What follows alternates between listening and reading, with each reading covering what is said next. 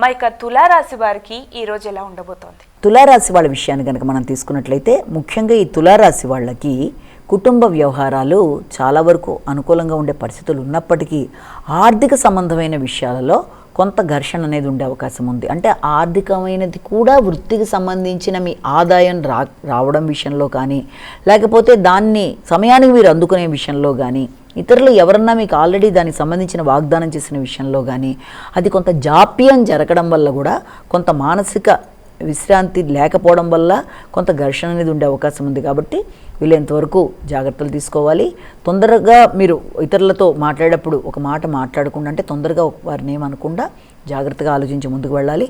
కుటుంబ వాతావరణం, కుటుంబ సభ్యులతో మీ యొక్క మాట మంతి మొదలైన విషయాల్లో కొంత ఉద్వేగాలతో కూడిన అవకాశాలు లాంటివి కనబడుతున్నాయి. కాబట్టి తగిన జాగ్రత్తలు తీసుకోవాలి.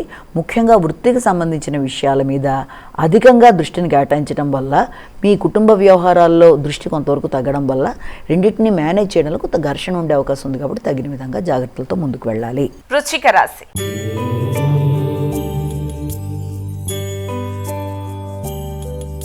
మైక తదుపరి రాశి అయినటువంటి వృశ్చిక రాశి వారికి ఎలా ఉండబోతోంది ఈరోజు? వృశ్చిక రాశి వారికి ఈ రోజున ఆత్మవిశ్వాసం అనేది కొంతవరకు తగ్గే అవకాశం లాంటిది కనబడుతుంది.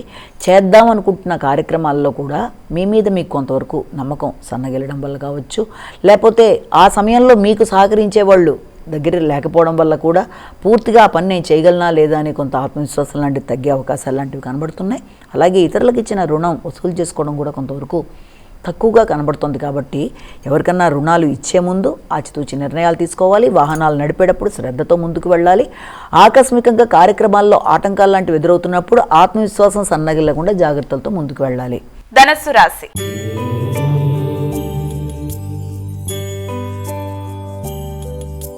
మైక ధనస్సు రాశి వారికి ఈరోజు ఎలా ఉండబోతుంది? వీరు ఎటువంటి జాగ్రత్తలు తీసుకుంటే మంచిదంటారు? ధనస్సు రాశి వాళ్ళ విషయాన్ని కనుక మనం ప్రత్యేకంగా తీసుకున్నట్లయితే ఈ ధనస్సు రాశి వాళ్ళకి ఖర్చులు అధికంగా ఉన్నప్పటికీ కూడా అది మీకు మీ యొక్క సొంత ఖర్చుగాను, మీకు ఆనందాన్ని కలిగించే విధంగాను మీరు దాన్ని మార్చుకోగలిగిన నైపుణ్యాన్ని మీరు ప్రదర్శించుకుంటూ ముందుకు పెడతారు.